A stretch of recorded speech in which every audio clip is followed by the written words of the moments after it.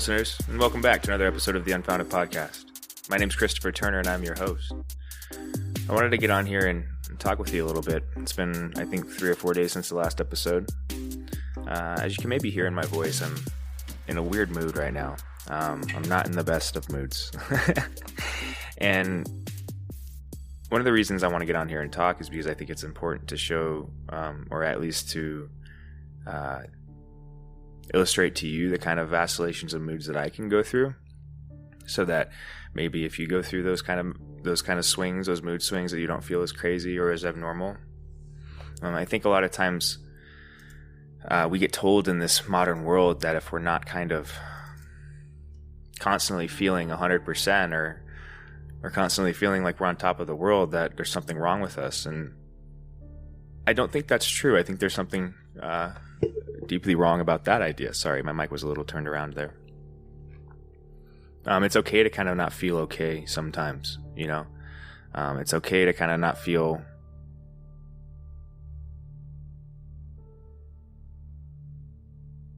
good about yourself, I guess. And this is it's a weird thing to say, right?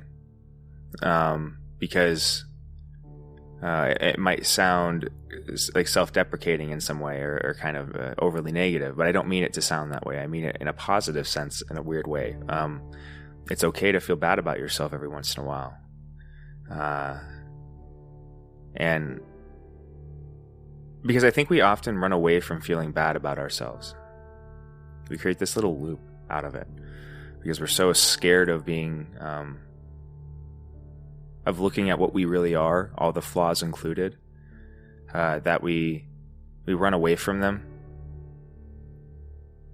kind of hiding our eyes, and like I did in the other episode, putting our fingers in our ears and going la la la la la, you know.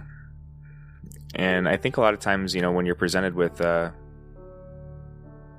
you're presented with a reality that clashes with your perception, or your perceived, not your perception, but what your desired outcome is, I guess, or what your idea of the world is, how you put this, because we all kind of make this map in our head, right, of what the world looks like and how other people interact with it, and how everything's structured in a sense. And I think one of the times that we can be rocked the most is when are times when that kind of those fundamental assumptions get kind of rocked, or something happens where it kind of shakes the ground you stand on a little bit. I'm being very vague because I think like that situation can happen in a lot of different forms for people. You know what I mean? But I hope you understand what I mean about that, like the feeling behind those situations, the gravity behind those situations, when you feel like you're just unstable, all of a sudden something happens and it's like, whoa, it's rocked kind of the way I think about the world. Coronavirus itself has definitely done that for people globally. I think that's a very good example if you want to try to conceptualize what I'm talking about. Is these events that kind of are groundbreaking, right? I guess there's a reason for that term, right? Groundbreaking. They shake us, our foundations a little bit, and I think one of the things that makes us insecure about that is it shows us that we really aren't on solid ground ever. You know what I mean? That our perceptions are never really, our perspectives are never correct, right? It's one of the things that'll show you this. That no matter how like stable you think you are, you're never completely stable. That foundation is never completely solid, right? That the world always has a trick up its sleeve and will always throw you a curveball, right? When you think it's not going to throw you one, you know what I mean? And so, in some ways, like it's good to, I think, try to integrate that idea of the world always throwing curveballs into your conception of reality is what your grounding is. You know what I mean? Because that way you create a more malleable kind of foundation. That's, you know, maybe you recognize that you might have to tear it down every once in a while, but or it might get torn down every once in a while. But the point is that you kind of continue to build upon what's solid, I guess, and for me, like I'm going through a time like that right now, where I feel like for lack of a better way of describing it, like my faith in the way I view the world is being tested. maybe for everybody, maybe this isn't just me, maybe this is kind of everybody is having this, where some assumptions you've made about the way the world is structured, come into clash with the way reality is unfolding. And so it makes you kind of second guess all of the assumptions you've made throughout your life, right? And I wonder if that's not one of the really fundamental things that's going on right now inside of each individual across the world, is this assumption that we've maybe that the world that we've created is stable. That maybe we've recognized that the human being is flawed and can be unstable and needs to kind of constantly work on itself. I think we have recognized that. I think it's in our founding documents, but I don't know if we didn't recognize that within the institutions or the government or the idea of the Western world, kind of this progressive movement and things, that it can be like anything else, any other idea. It will be flawed in some way, and the world will kind of shake it up at some point. And we have to be willing to kind of... Hold on 1 second. Alexa, stop the alarm. And she's going to talk at me for like a couple seconds here, so give me, I'm going to take a drink of my tea. Listen to the music. It's already almost 100 degrees here in Las Vegas, Nevada. What a fun... Sweet. Okay. Sorry about that. I have a lot of interruptions when I do this podcast, don't I? But ideas can be flawed, right? And that's why you can be flawed as an individual in the way you perceive the world. You're not enough. We've talked about this before. Your perspective isn't enough. And so, it's why one thing I think one really good rule of thumb to go by is to never be too trusting of somebody that says that they figured it out, right? Anybody that says that they figured everything out, kind of as like a sweeping statement, or they have the answers or the solutions, like those are people you gotta be really careful of, because they're on just as unsolid or shaky ground. They live in the same world you do, and that world still has a trick or two up its sleeve, right? that they've never seen. You know what I mean? They couldn't perceive if they wanted to, right? If we just sit here as a thought experiment and sit here and think, is there a possibility that something could happen that's never happened before that would fundamentally shake our perception or understanding of reality? Is that a possibility logically? If the answer is yes, which if you follow that logically, it would be yes. Then okay, there's anybody. Then you see how the lunacy behind anybody that says that they figured it out, because it assumes it's a God complex, right? If you try to really carry that out, you'll see that anybody that asserts that they figured out a system as complex as the universe has to be an absolute maniac, the size. With an ego the size of the universe itself, as big as a god. You have to be that big of a thing inside your head to be able to even get to the point where you think you'd solved everything. You know what I mean? There's a lesser version of that, which is the person that's on a crusade, trying to fix everything, thinking that they're gonna find one way to fix the universe. You know what I mean? I think that's still a very evil archetype, but it's a lesser evil than the one that I just described, one that's already confused itself with God.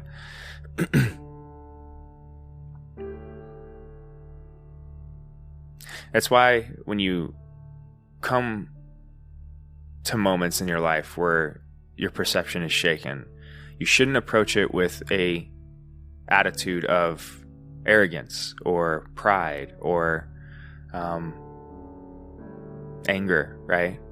The reason I'm going through these different emotions is because what I'm going through right now, right? I'm in this weird emotional spot. I'm trying to talk through it with you right now, where I feel prideful, I feel angry, I feel like I want to lash out in a way, you know what I mean? But when I ask myself why I want to do that, it's because some assumptions I've made or things that believe to be true are being shown to be not true in my perception of reality, and it makes me angry. You know, it makes me realize that I'm flawed. You know what I mean? It makes me realize that I can be so flawed that I can misperceive what I feel is so solid. You know, and that's a humbling thing. It's a really hard pill to swallow. You know what I mean? And I often wonder, and maybe this is why I'm talking about it this morning, if we as a society, kind of as a civilization, are refusing to swallow that pill in a way. I see so much anger. You know? You know, when I look at the political landscape modern day, it's so hard to navigate. It's so complex, and it's because there's so many different quotation mark facts out there that each side has used as like an attack, as like they've made into like arrows that they can launch at the other side. You know what I mean? And each of these little facts individually, taken at face value, seem true. But when placed in context with each other, they all like collide, and none of them match up right. You know what I mean? And that's why when you hear somebody, like you see a lot of people politically, they'll go out there and they'll be like, you know what we need? We just need the middle ground. We just need right down the middle. We need a third party, or whatever it is. And it's like, okay, well, what would that look like? Because the conception of that is usually just like, well, right down the middle, whatever, like what's halfway between, like what the Democrats want, what's halfway between what the Republicans want, that kind of a thing. And it's like, well, it's not that simple. The world's much more complicated than that. What if you have two ideas, two facts, two things that people have held as a fact, as something that's founded, that clash with each other? That those facts in themselves demonstrate how neither of them could exist. You see what I'm saying?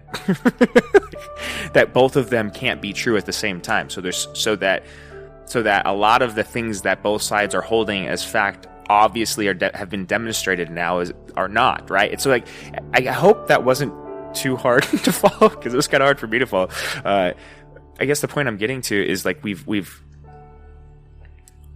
the solidity of the worldviews that we've presented as the only worldviews or only perspectives in this world are falling apart right now.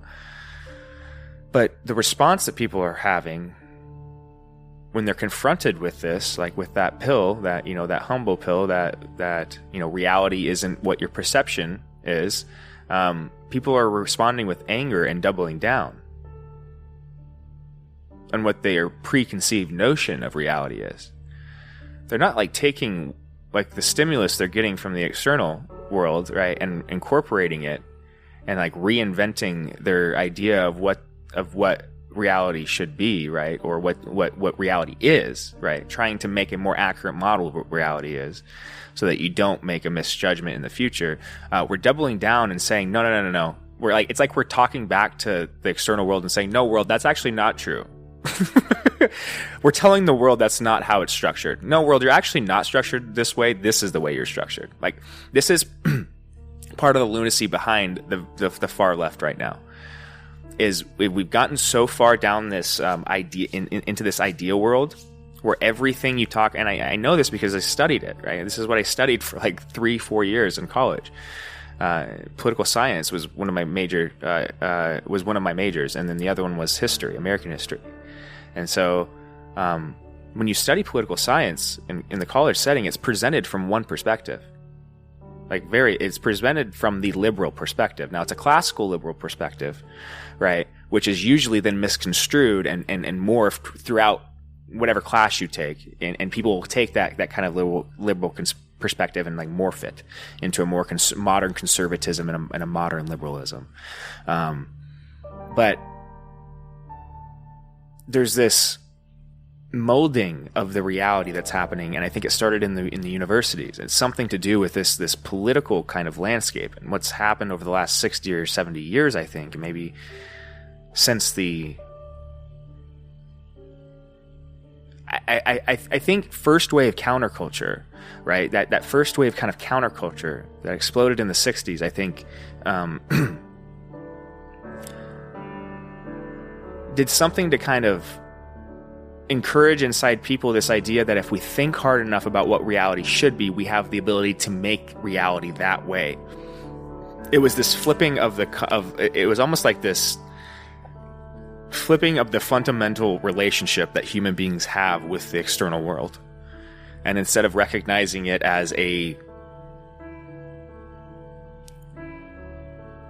recognizing the human being as a symbiotic thing that comes out of the world, out of the universe itself, that exists within it, that can't tamper with it, that can't reinvent it because it is it, right? We've tried to view ourselves as this alien thing that is godless in some sense, that doesn't have like a past or a present, but just kind of lives in doesn't have a past, right? Like that we don't. We're this biological thing that just kind of popped up with this intelligence that kind of came out of nowhere, or some kind of subatomic organization, right? And that somehow produced consciousness, and that now we're this thing that is foreign to this weird, dangerous world that's trying to kill us, and that what we need to do is make that world into this safe, soft thing that is more representative of what the human being should be. This is the idea, right? This is the idea.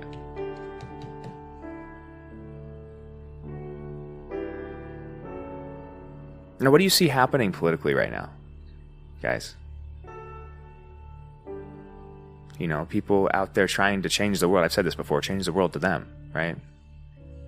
Well, it's one of the problems within the idea that you know, what's been going on in these institutions, these universities, right? I think it's partially why there's been more focus and more drive socially to push children, you know, from high school into college and through the university system, is partially so that we can kind of filter them through this way of thinking, so that we can get them into thinking that, you know what, you need to be in some ways an activist. You need to go out into the world and change the world to you, whatever your vision of it is, right? Go out and make it into that. And I don't think that's the purpose of the institution. We've perverted the purpose of the university there.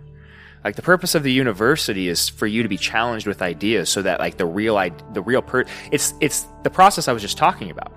It's the purpose of the university is for you to go in with a set of assumptions and a perspective, a defined perspective that you think is founded, and to go into that university and to have somebody smack that, be like, nope, here, and I have proof. You know what I mean? Here's an example, and many examples of how your perspective's wrong. And then you going through the self-work, that hard internal work of recognizing that you're fallible, and that your perception is very fallible, and that you can make assumptions, that you're really quick to assume things, that you really like to be right? That you really like all of these biases that exist within yourself. Like, you're supposed to explore that internal freaking maze that is you. And that is very uniquely you. That is like, you do have, when you talk about like bias, I hate talking about it in this way, but you do have ways that you perceive the world that actually hurt the way that you'll interact with it. I would call that a bias, right? That are actually not really accurate. I think it's usually baggage carried on from some kind of hurt, whatever it is. There's something that's happened to you in the past, probably, that's colored the way you view the world, that makes you interact with it in a way that it produces a negative reaction that kind of creates this negative vicious cycle that devolves you if you allow it to happen. I think university is actually meant to help solve that as well, but not when you pervert it into this thing that's supposed to indoctrinate people into this activist role, into a certain role, right? Where no, there's a certain, we have figured it out, right, is what you get when you go to university now. It's like, we figured things out. We know how the world should be structured, you know. And if you go read an American history book, it has this really logical progression. You know, we're moving from kind of slave days, all this kind of stuff, onto like this more equality, everybody's free, everybody's happy. It's this heaven paradise complex idea that's being presented in the American history books, which I don't think is an accurate representation of American history. It's too simple. It's far too simple, and it's causing. But if you present this simple version of history to people, right, you tell them this is how it was, then they kind of they feel that they take that in, and they make it a part of their perspective, you know, they incorporate it, and then they stand on it, right? and they assume that that's stuff that they can rely on. And so there's a travesty in that. Like there's a real sadness, a deep sadness in what's going on in the university.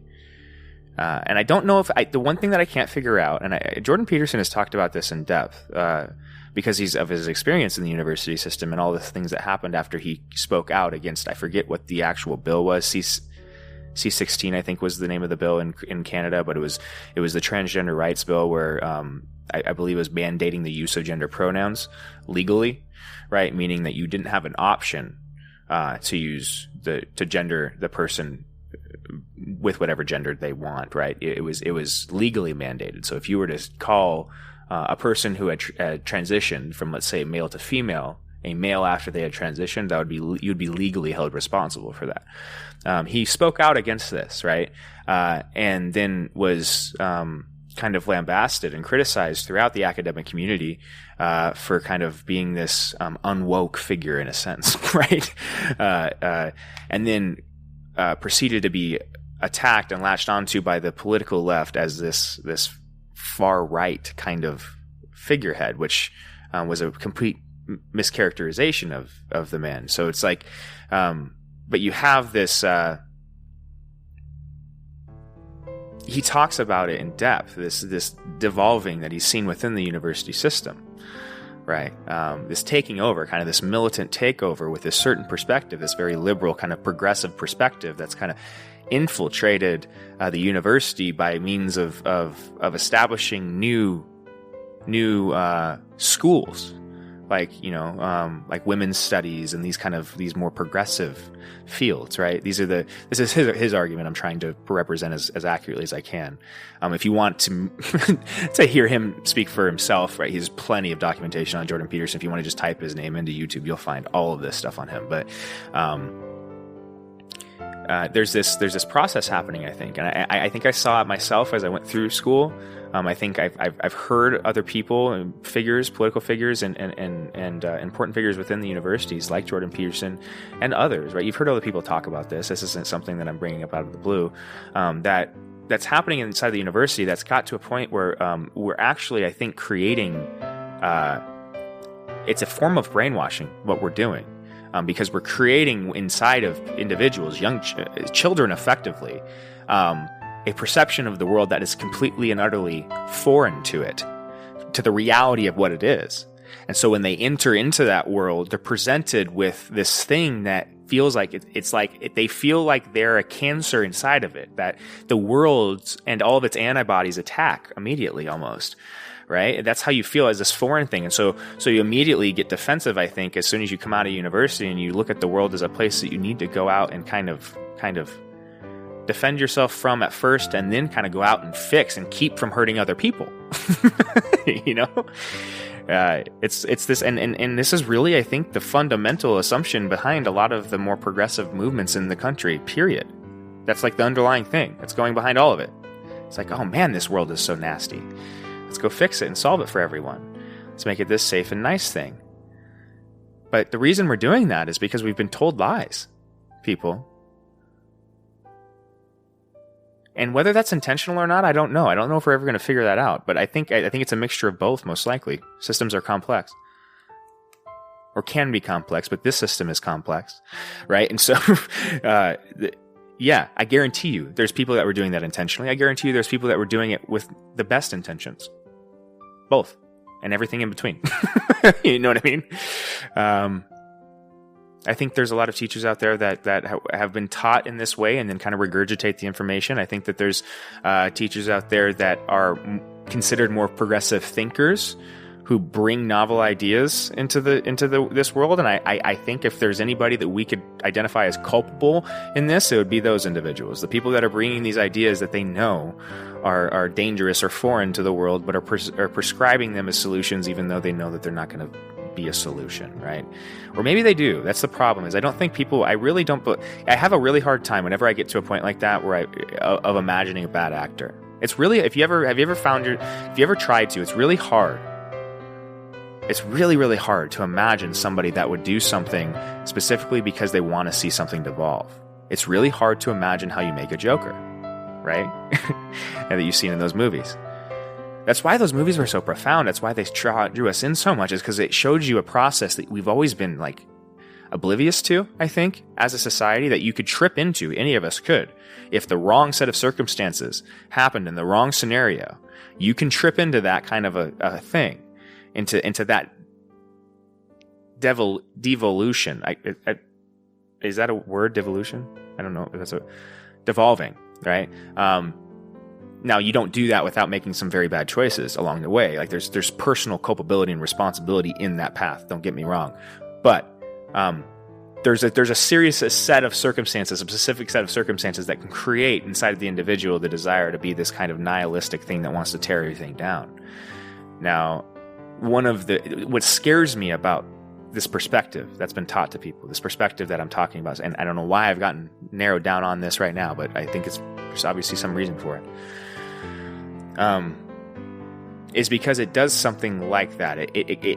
What I see and what I saw it inspire inside of me, because I feel like I went through this process. I went into school. I learned, like I said, I learned this. This is what I studied, and so I was taught in this way. And I said, like I've said before, I went out to DC and worked in it for about a summer, a little longer than a summer, and what I learned in that process was some of these things that there's this, what I've been saying is that there's this way of thinking, of viewing the world.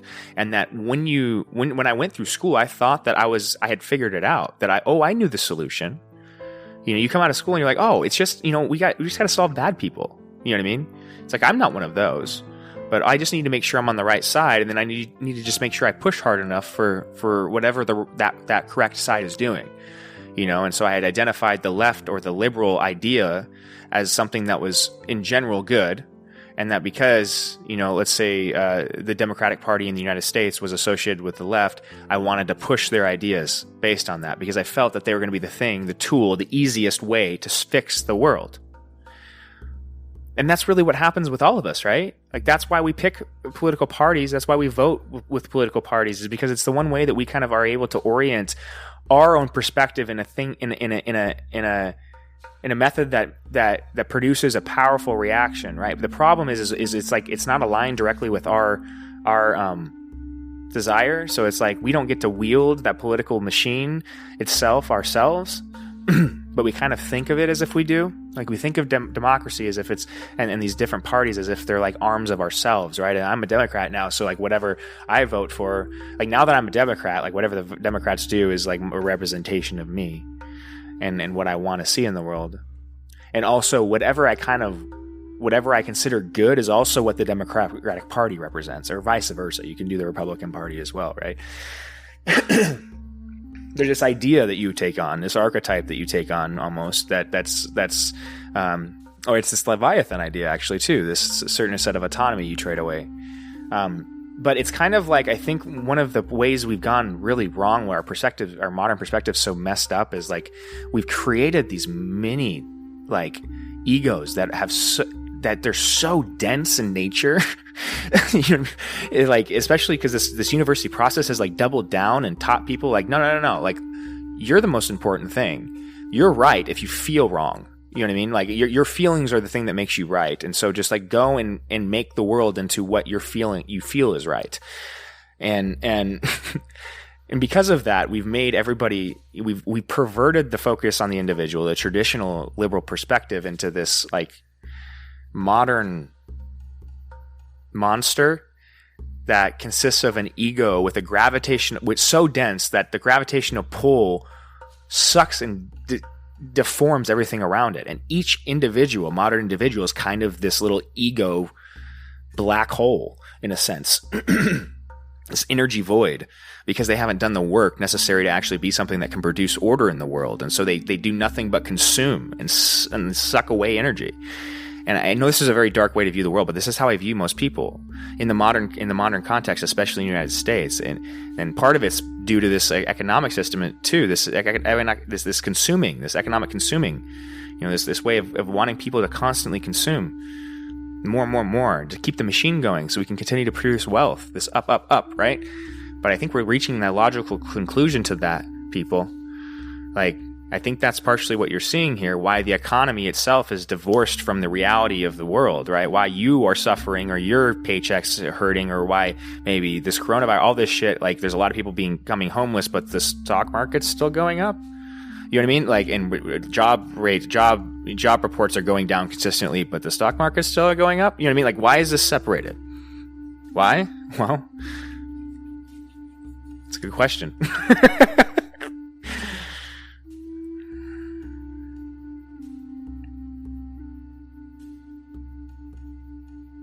Because we've made some fundamental assumptions that are wrong.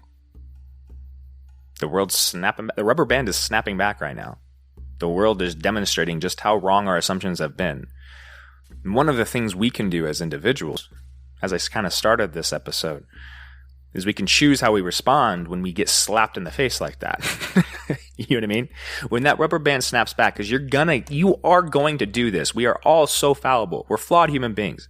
I'm not sitting here trying to preach to you or standing on a pulpit trying to preach down to you as if you're something different than me. No, I'm the exact same thing as you.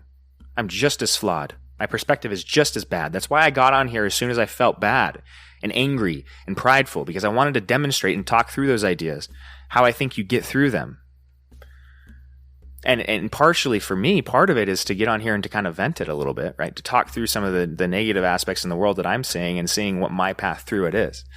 So if my, my pathway got a little obscured because my assumptions were wrong, well, okay, let's define a new path.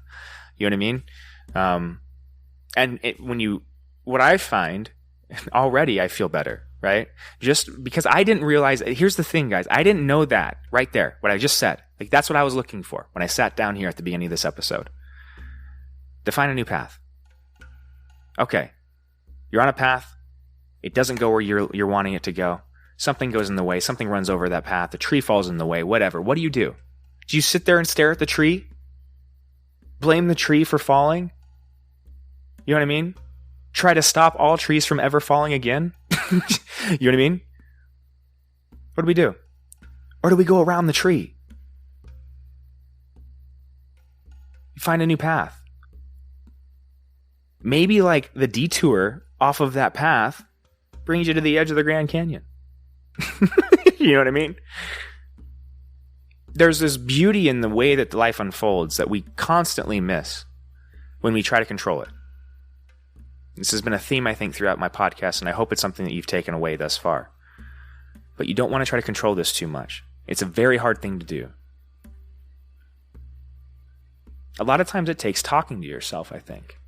Opening up this dialogue in whatever form works for you. For me, it's getting on here and making the podcast and sending it to you guys. But maybe for you, it's journaling, right? Or maybe for you, it's doing an audio version of this. There's all those little audio recorders on your phone that you can do. Those are really good too. And do the exact same thing I'm doing here with myself, with you, right? Talk it through. There's something amazing that happens when you talk through and you get those kind of everything you're feeling out. Allow it to come out. You know what I mean? Don't hold on to those emotions, that anger, that jealousy, that rage, that whatever it is that's inside of you. You know what I mean? The embarrassment, maybe I don't know, contempt. There's a lot of different negative emotions you can feel towards the world and people within it when your perception of the world is wrong. And usually whoever is the person that brings that perception clash into being is the person you're going to try to take your anger out on, isn't it? And then what happens? All the other things we've talked about. That's how evil is created in the world. You going out there and trying to take your anger out on somebody that did nothing but lived in reality. Right? What good do you do when you do that? Nothing. You produce more evil. You become an evil thing yourself. Immediately you become a monster. You devolve. You come further from grace, in a sense. And that's something that we all can avoid simply by putting the effort and intention into ourselves, like this. Like I hope I just demonstrated. Talking through how you're feeling. Now, I didn't go into details about anything I was going through, right? You don't need to. You'll know. I mean, you really don't need to. You should, with yourself, right? You should really allow yourself to be honest with yourself, but you don't necessarily need to. If you just talk If you just like turn on, you don't need to force it, I guess is what I'm saying. If you just turn on a recorder or you just start writing, what needs to come out is going to come out. And there will be a point in that where you'll be like, oh shit, that's exactly what I was looking for. Like just happened. You just heard it happen about 3 minutes ago. That's how it happens. Boom, boom. Oh, that's what I was looking for. And now I continue on my day. I go blaze a new path, right?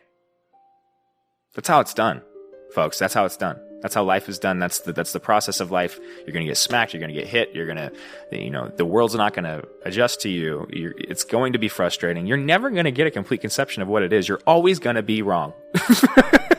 You're always going to be wrong. You're never going to know it all. You're never going to figure it out. Get comfortable with that idea. Have faith that you know enough. You know enough to do whatever you're supposed to do, whatever your purpose is. To realize that purpose. You know enough. Know that. And be okay with that. You know? Because wanting more than that immediately makes you the monster again. Think of wanting more. Wanting to know more than that. What do you become? You're gluttonous. Maybe you're prideful already. Thinking that you're the thing that could handle it. You know? Why do you want more? Maybe it stems from some kind of anger. Right? You see how like these negative emotions, like it's like, that's why I say the mark of the beast. Like you'll see them. You'll see these traits, the same traits. Vet your decisions with that. You know what I mean? How are they motivated? How am I motivating this decision? Is it coming from a place of gluttony, of anger, of jealousy, of resentment, of pride, of envy, any of them? Go down the list. You can continue to just think of the negative human aspects, right? Is it coming from any of those places? You have to be honest with yourself. A lot of times it's really hard to get to the place where you're honest about what that emotion is, or even able to identify it. Those emotions are hard to identify at first. It's hard to identify the difference between them because, like I said, we aren't taught how to identify them. Like none of our system focuses on any of this. Period. Right? It's just like, no, go out into the world and be a producer. You know what I mean? Self-work, what's that? Take a pill. Oh, you don't feel right? Oh, there's something wrong with you. Fix it. You know what I mean? It's this really weird, but no, there's nothing wrong with you. That's the human process. That's the human game itself. You're supposed to be doing that your whole life. It's so weird how the one thing you're supposed to be doing your whole life is the one thing most people don't do. The only thing that you're supposed to be doing in your life is learning and growing as an individual human being inside, internally, as an eternal thing. And it's the one thing that 90% of people in this world do not pay attention to anymore. Hopefully, all of this chaos in the world is the thing that will bring us back to that, to recognizing that. Because when you do simplify things, it might come through a lot of pain and suffering. But when you take down all this structure, it gets back to that, man. It will get simpler in that sense. Not more painless, but it'll get simpler.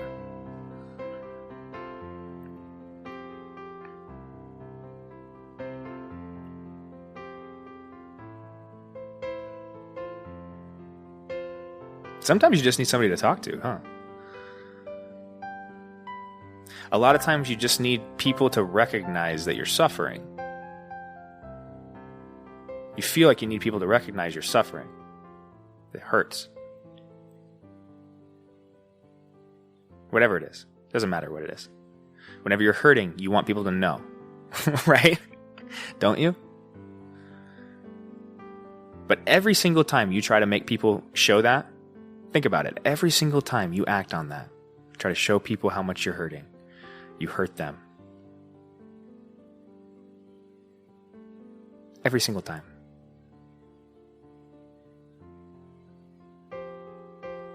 Because it's your responsibility. You're hurting for a reason. It's not their fault. You're hurting. You're doing that to yourself. And that's why it hurts other people when you try to go, show them you're hurting. Because they can't do anything for you. They can't solve that hurt for you. Nobody can. Only you can do that. Internally. Through this process I just described, right? We've been talking about. Only you can solve that for yourself. we have to stop. We have to recognize that, I think, as a society. That if we're hurting, there's a reason for it, but it's nobody else's fault. Honestly, I don't care even if it is a direct correlation between that person. You have to recognize and find the path out of that situation, which is not defining a person as guilty. You see what I'm saying? That's the process. That's what you have to do. Let's say somebody goes out there and runs over your wife. This is a horrible idea, right? I'm just bringing it up as an example. Ideally, this is what you should do. As the archetype of a hero, this is the path you should be choosing, right? That person is directly culpable for running over my wife. Maybe there was some kind of malfeasance involved, right? I am suffering because of it. I'm hurting. They made me hurt. But why are you hurting? Because they took something from me. Really? That was yours? That person was yours?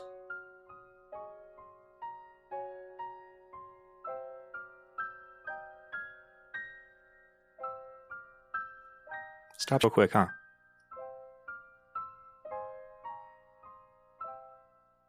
You can see. You can see how we just pass on the hurt. Because you're right. I mean, that person is gone and they're taken from you in a sense. You understand why people say that. But what it leads to, and the way you'll think about it, is thinking that they were yours.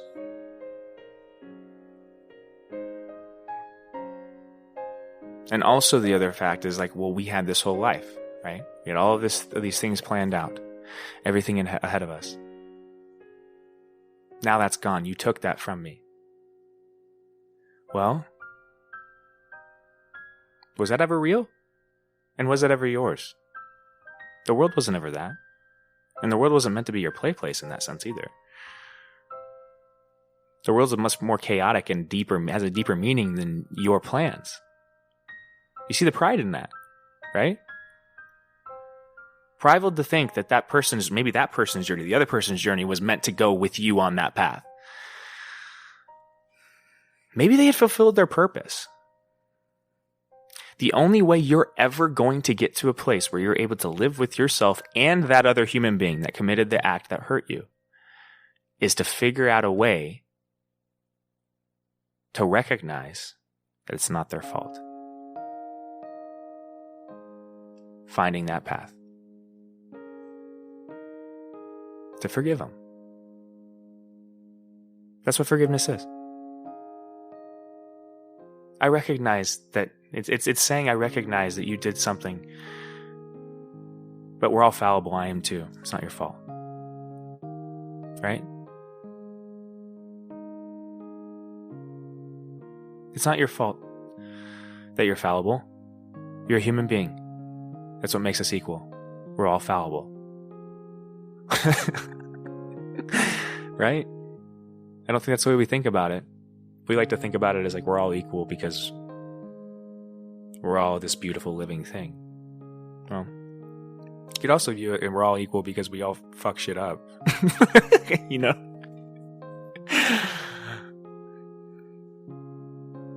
You know? We are overconfident. We are kind of obsessed with ourselves as the thing the human being is. You know? Don't get so overconfident that we're that perfect. Anyway, I think the theme of this episode was finding a way to get yourself out of a dark space, a dark place when you're kind of in a rut. I'm in a much better place now. I was not in a good mood when I started this. And it was a little bit of an experiment, to be honest, guys, because I usually, like I said, try to make sure I'm in a fairly good mood before I go on here, because I want to make sure I'm not, like the purpose of this is to, if I'm sending it to other people, is to help other people, right? And I don't want to be in a negative mindset where I'm devolving and then causing others to devolve. You know, I recognize there's a responsibility in any kind of platform, regardless of the size that you have and what you're saying, right? And so, I think I've kind of taken that a little too far, because it's kept me from demonstrating, I think, inside of myself how many times I feel like this, like how often I feel like this. And most people, I think, Most people, especially if you look in like the self-help like world, all these gurus and things that do it, they always present this world like, oh, once you do these steps, then everything's just perfect, and you fixed your life and now you're just off to the races. Some of them will say it's like once you are financially secure, you'll be good to go. Some of them it's like more of a religious aspect, and some of them it's like once you're a real estate mogul, it's like, it's like all these, you've seen them all, right? But none of them ever tell you that like how they feel when they're at their lowest, or when they're really not when they're struggling. None of them ever show you their human side. Some of them do. I mean, there's some people out there that I've seen that do it, but it's very seldom because people don't want to be vulnerable. But vulnerability is what makes us equal, because it shows our flaws. It makes us equal. It makes us all. When you present yourself as this thing that's figured it out, it makes you something monstrous. Anyway, I hope that this has been beneficial to you. I hope you enjoyed it, if nothing else. And I will be back on here as soon as I have more to talk about. All right. Be safe out there and have a good rest of your week. Bye-bye.